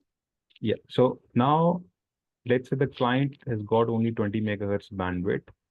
If the same client I shift to this map, okay, how much bandwidth it can cater to now? Could be I'm again lost half in of your. this. Oh, you're here. Okay. It would be So again, you do half of that yes. So which is close to about 10, but because of the overheads and all, it would be very near to what, 6 Mbps or maybe 7 Mbps. on the mesh network you're talking about. Yes, So the further you travel down, you are getting less because of half duplex communication. correct. It would be half Now, of the, I mean, let's say 100% on wrap, uh-huh. we'll get 50% on first child, 25% on Another second child, 50%, another 12% on third 25. child, and then So it's a gone. half-life. So we talk about half-life. Correct. The further down on the meshes, you are decreased by 50%. Yeah. So when we talk about the best practices, how much hops we can afford? We can afford only 4 hops. Okay. If we go beyond that, then we have to, I mean, be very cautious about the bandwidth. We have to, compromise on the bandwidth. 4 hops is, But bandwidth is fixed though. Your half communication is a half. You're doing a half duplex regardless what you have in the before. You're still gonna drop 50%. that's right. But since we are sharing it further, then let's say after 4 hops, how much data rate your client is left with? Hardly 1 Mbps or maybe less than that. It's not a good speed. It's definitely not good speed. Yeah. Yep. Now, But now the now, problem, how you improve it? yeah, we can improve it only if we restrict our hops to 4. Okay. I mean, improvement wise, nothing we can go against the normal rules what they have defined, like of half duplex. Okay. But what we can do now, Question. no, normally if you see right on the mesh network, because it's an outdoor, uh, Mhm. we also need to understand how many clients we are supporting. Let's say, as I was taking example of Home Depot, they have a mesh network outdoors. Now, when are they going to use it? Maybe in the parking lots. Okay, in the parking lots when they have huge trucks coming in at one Mhm. particular time, maybe they have 2 or 3 clients to cater in that area, and that is still good enough. And the data that they're going to send is what? Just the barcode scanning of inventory. That's it. No voice calls, no Skype calls, WhatsApp call, or any voice application they're going to use there. So in those scenarios, yeah, we can utilize this. But let's say if you have a very, let's say you have a concert, okay, where you have more than 200 or 500 people, will mesh network support that area? No. Oh, I see. Now, question. Mhm, Between the two map, mhm, the fourth one on the end, mhm. between the two map, how do they are also 5 gigahertz communication Yes, spectrum? yes. So Now, this is your can you child. can you increase your signal? Meaning, was it possible you put a signal booster or anything in the middle to boost it up? The maximum what we can do is we can use the high gain antennas, okay, and then we can align those antennas with each other so that external interferences due to weather or maybe other stuff, it cannot impact because now the line of sight is very restricted. And then it would be, I mean, since we're talking about half duplex, why we're saying half duplex? Because of the external factors, your data rate would get impacted, right? You're getting, how I can put it, you're getting a good sound. Now, when we have multiple things in place which can absorb your signal, and it will degrade. But if you put a high gain antenna, at least it will bind the wireless network together. And that's the only another way where you can uh, enhance it. I mean, not enhance it, you can at least avoid it from lot of overheads. Got the point? Understand. Yeah, Yeah, understand. You are now, pretty much just filter out the noise, correct. but still the limitation is still there. Yes, yes. So when we talk about limitation, half duplex, we cannot do anything about it. Okay. Uh, Bandwidth decreasing to 50% or below that, we cannot do anything about it. It is the protocol. It is how it works. Got it.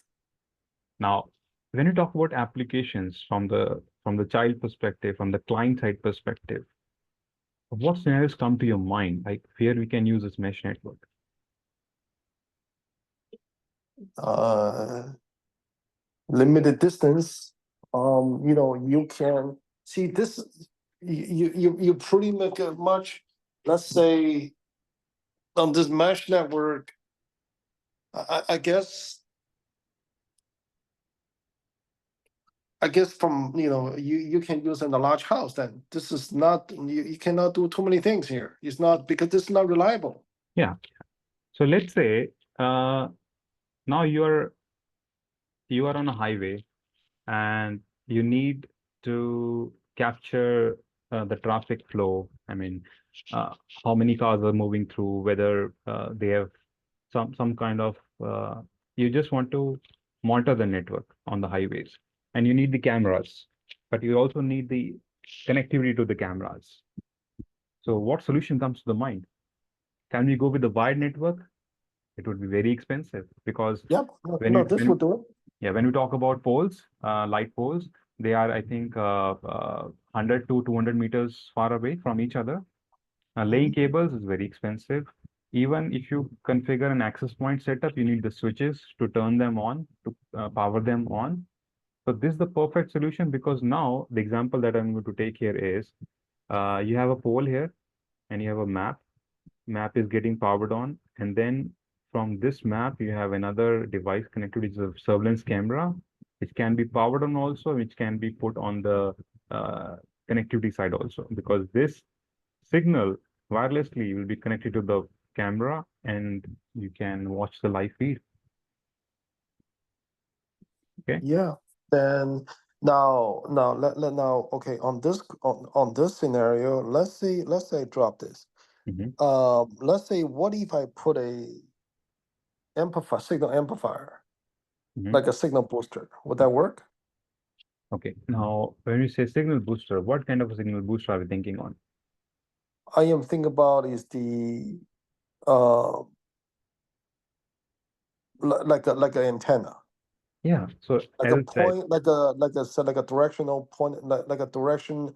I will say it will be direction antenna.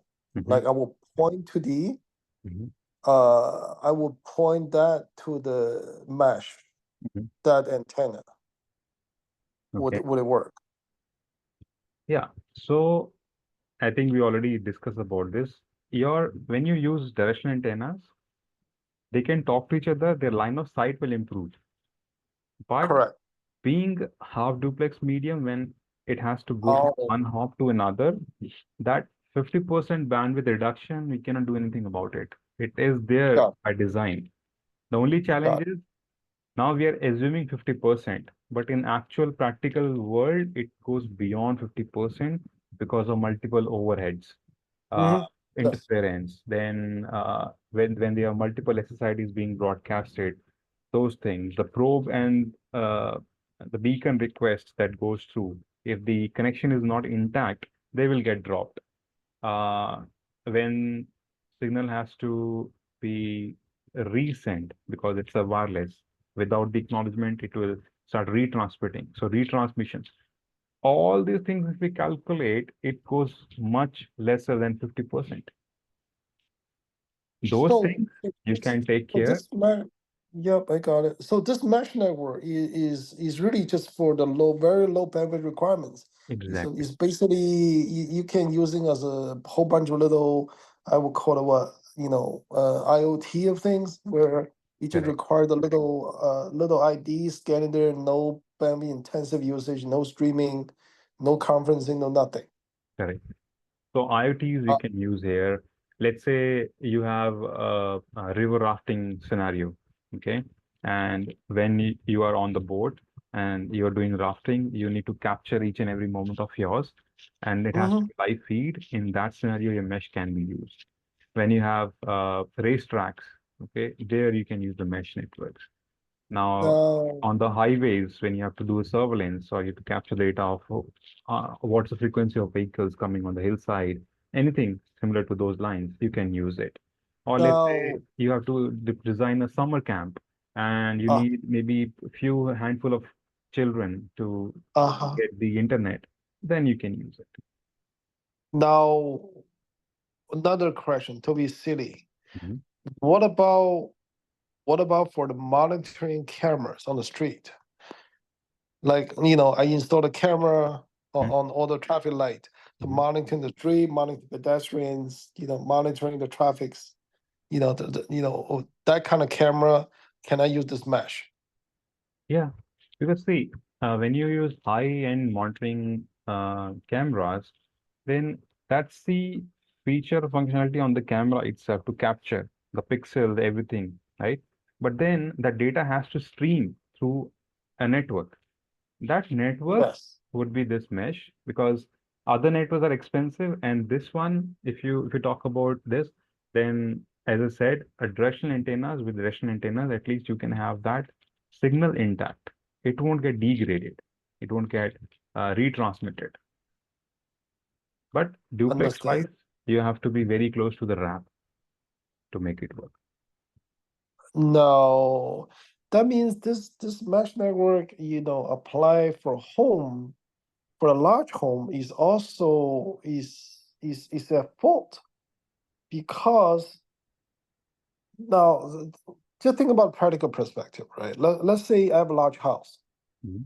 Okay, I have a large house. The best practice, best design, according to you, since it's only, you know, you cannot, the mesh cannot be no more than 4. So best way to do this is that you put the ROA in Yeah, the center of the house, and then from there you can extend to 4 each way. correct. Yeah. So in that way, this is the best practice. However, however, 100%, I would say 100% of the house, large house, you know, in practice, Mhm. where the the carrier, when the carrier bring in the WAN cable, it's not going to be the center. It probably is going to go through the building. One side is going to mount on the wall. It's not. It is impossible. It extended you to the middle of the building. So it be on the one corner of the building, like the entry point. That's where they're going to terminate. They're going to terminate where there's a fiber or where there's a copper or whatever coax is using. So from that perspective, I can, you know, that's where the drop in. They drop the cable. Let's say the fiber drop in. That's where it went. I connected ROA over there. And then from that, I would do a mesh, you know, like a relay 4, no more than 4 hops away. I'll do additional 3. So the end of that, the end of the access point is gonna get very bad. So whether you're terminating fiber or whatever WAN connectivity you're bringing in, we have the advantage of connecting RAP by Ethernet.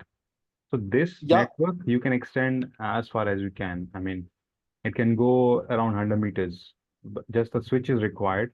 And this distance right. between switch and the RAP could be at least 100 meters. A backend cable, you can lay any, I mean, distance cable. Okay. Right. But then your best practice still, your ROA need to be in the center of all these mesh. Uh, Correct?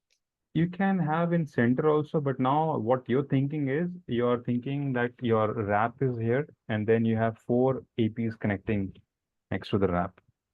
Correct. What Relay them. my point, yeah, what my point is after the wrap, you can have four mesh APs connecting back to back to extend the range. On nearby Yes. wrap, you can have any number of devices. Let's say you have 10 mesh APs, but they are connecting to one wrap as a parent, that can work. But when one wrap is connecting to 10 mesh APs back to back, and then mesh APs are becoming the parent for the consecutive APs, Uh-huh. that is a restriction. It cannot go beyond 4 or 5 hops. It will start Understand. degrading your network. Understand. On the first hop, you still have, I mean, 50% of the signal. Yes.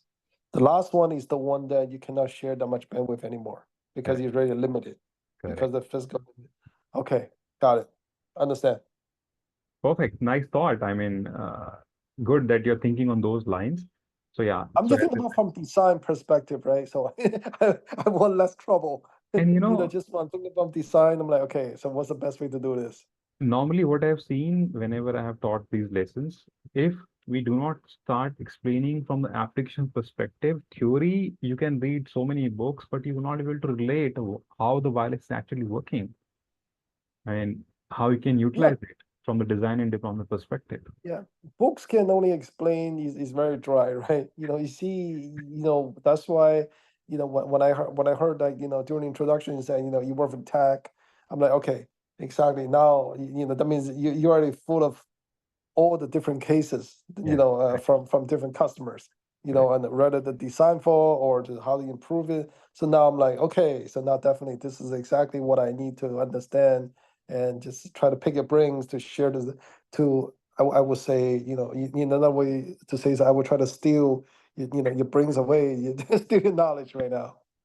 Yeah, no, most welcome, most welcome. And I'm glad that we are able to understand each other, and this session is making complete sense. And this is what I love about. This is my passion.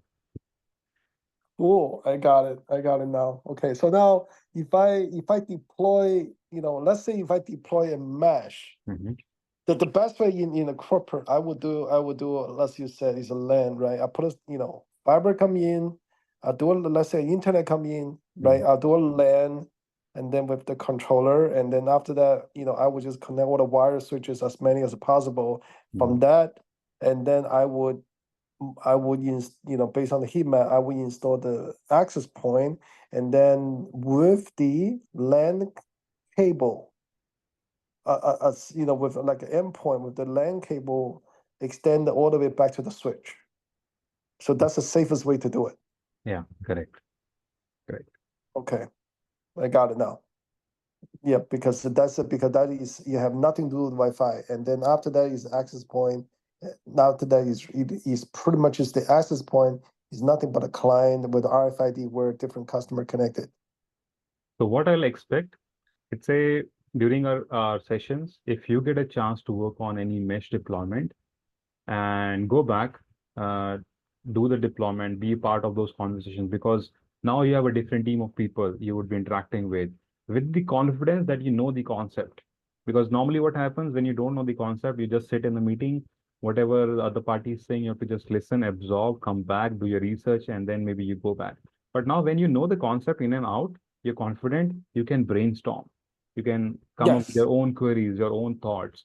And there might be a clash also, because let's say you are explaining something from your understanding, the other guy has different perspective. Again, this is where learning happens. You come back, we can discuss it again from the real world example, and then probably we can dive more into it.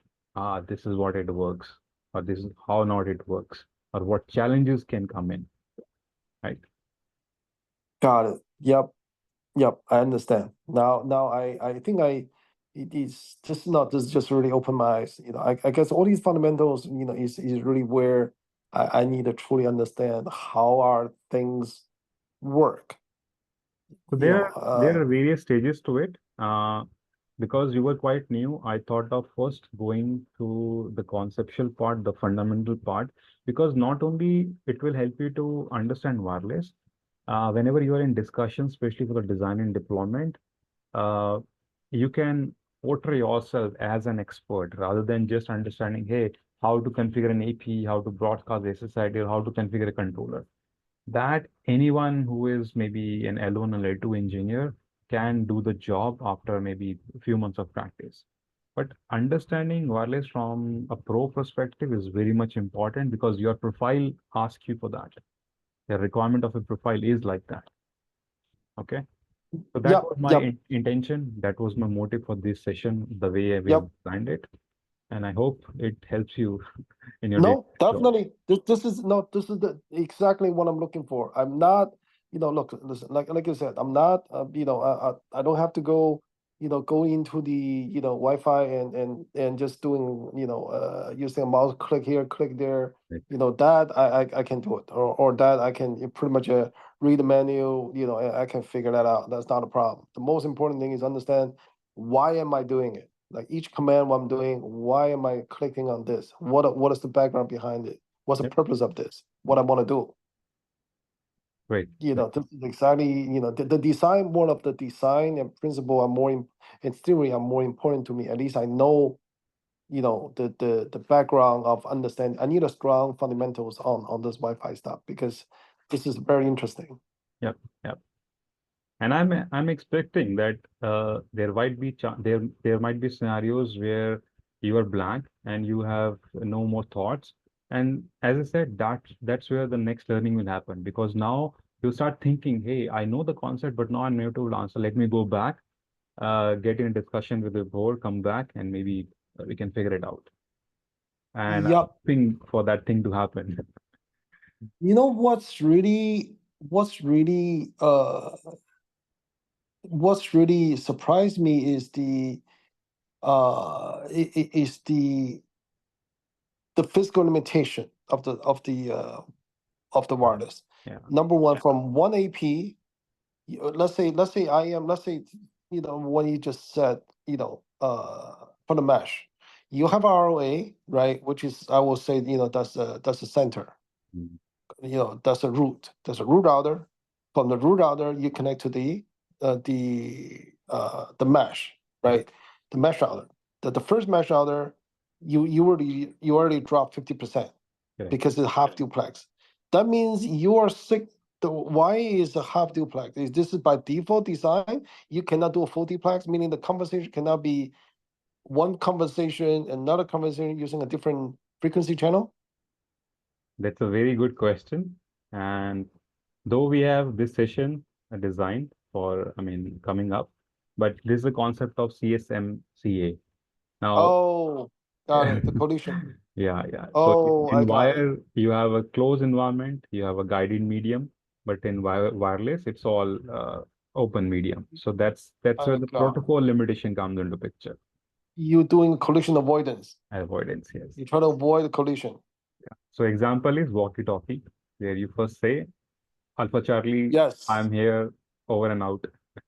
Then other party waits for some time, understand that okay, now you're not no more talking, and then it's hey, Alpha Charlie, I'm good, I'm here, for over and out. So this is how the conversation happens in wireless. Same concept. understand. Yeah. I got it. I got it. Now I know because I used a lot of walkie-talkie before. So now I know. The second you mentioned that, I got it. I cannot talk at the same time. Then we're gonna hear collision. We're not able to hear each other like this. I got it. It basically same as when I talk, you have to listen, and then after that, when you talk, I have to listen. Otherwise, we will see the collision. Collision. And you know what? When collision happens, it will start retransmitting the entire frame. Okay. And when there are multiple retransmission, that's where the network degrades. No matter you have done a good site survey, no matter you have done a high-end access point with high-end antennas, but when these things happen, it starts degrading and customer starts complaining. Hey, Wi-Fi sucks, Wi-Fi is not working, you have done pathetic job, blah, blah, what all nonsense words you can think of. But I mean, this is how it is. So you have to think through why the issue is happening. Is it because the design, the device, the configuration, or there's some unwanted things have come up in the environment or environmental changes. So many things. Okay, then would that be, let's say one conversation going on. Let's say, based on based on the, let's say in wireless, right? One conversation is going on between source and destination. I will say, let's say that's using one channel. Mhm. Yeah. Yeah. And then now I have another conversation pop back in, which is is a different source map, different destination.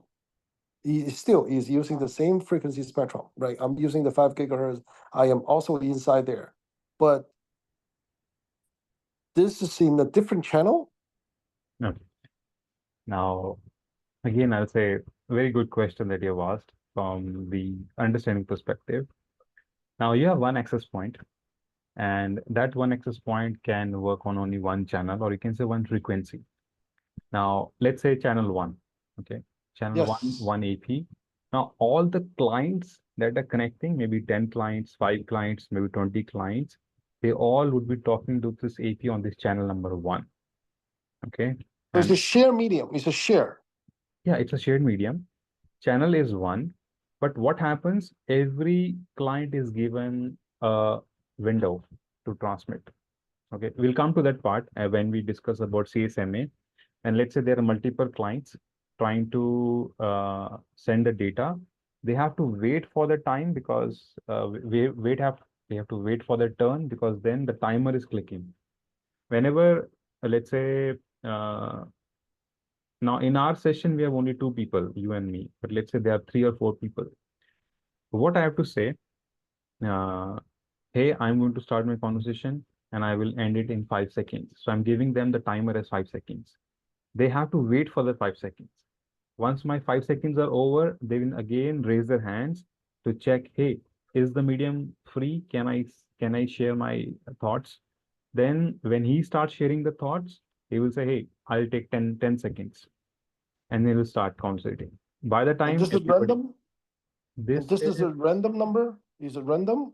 yeah, this is a random number which every client picks from a pool of numbers.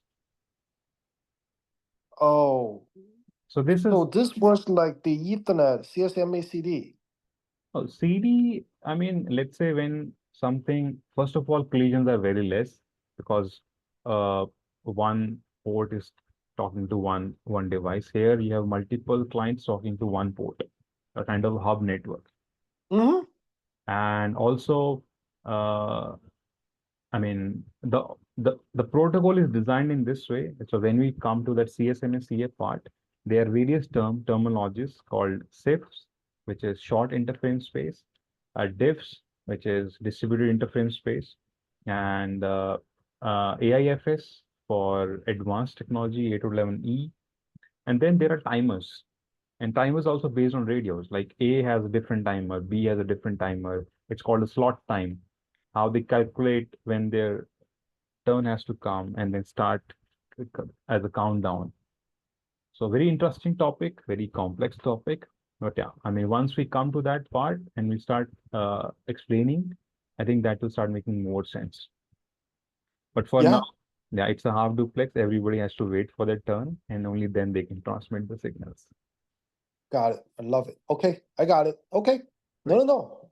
Thank you very much. This is really why, eyes opener. This is exactly what I'm looking for. I'm Yep. very happy with it right now. So I Thank mean, you very much. there would be many opportunities where we will get to dive more into it. And as I said, uh, maybe I've not shared in this session, but I love Newton's third law. I'm a very die-hard fan, which says every action has an equal and opposite reaction, which means if I am imparting my energy, I need the same level of energy back so that we can have the good brainstorming and conversation. Else, if I, let's say if I am slow, you won't enjoy that. If you are slow, even I won't enjoy delivering the session. So that energy level has to be on top-notch level. Okay. Yeah. No, you know what? I'm very excited right now. In fact, this is what wireless is really just the right now I got stuck into this project, right? I'm like, okay, so they want this they want to deploy the 96 APs, Yeah. and I'm like, okay, I look at I'm like, oh, I already said it's gonna be a headache. I said, look, I need to get a deeper understanding of the whole Wi-Fi so I know what I'm looking at or what I'm talking about. Without it, I don't even know, like you said, without it, I'm just a listening. Yeah, I'm just a listener and I don't know, I don't even know what to ask. Correct. Now I But do, I must the say, process a little bit. now this is my forte. Even when I do corporate trainings, I Mhm. go on a call with the end client or the end customer, and I try to understand what kind of audience we have. Are they experienced? Are they very new to the technology? So that when I start the training, I can explain them in their language rather than in my language, right? Now, when we had a discussion, you said that you are quite new. I thought, okay, this curriculum, if you start from basics, would be good enough. But I must say, you are not sounding like a very new. The kind of question that you're asking are very impressive, and a lot of brainstorming is happening. And even I'm enjoying the session, and that's the reason you are able to get more than 100% from my end also. And that's how we learn. We have a very interactive session and a great learning that happens at the end. Great. Okay, cool. All right. So definitely I would we're just gonna do, definitely I really enjoy it. So let's are you available tomorrow at the same time? Yeah, this week, same time, Okay, and I'm next fine. week we can plan if in case your schedule is different. No. My my morning schedule, and it doesn't matter to me, And you see, the thing is, if I get up for a meeting, I'm not interested. But if I get up for learning and learning the things I really enjoy, it's a pleasure. I would definitely get up. Already, no Thank you so much. problem. One Thank you. coffee, my brains are, I open up already. I want to take as much as possible. I'm happy. So we have still 30 minutes, or are we done? Right now, hold on. It's a 7:07. I have to attend the meeting. Okay. My parents' meeting with my boss. After that, I think I have to go. But from only to today, tomorrow, we can go as long as you can. Okay. Tomorrow we can do 5 to 7:30, 8 o'clock, or 9 o'clock. I'm all good. Perfect. Only today, because I have a meeting Monday because I'm in New York, right?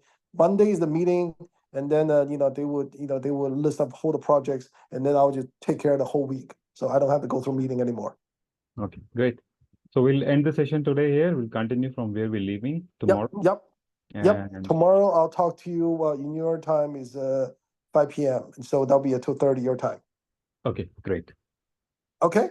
Thank you so much, Derek. Cool. Have a good Thank day. you. It's a pleasure. All Take right. care. I'll talk to you in the morning. Well, your afternoon. Have a nice day. Appreciate it. All right. Take care. Bye bye.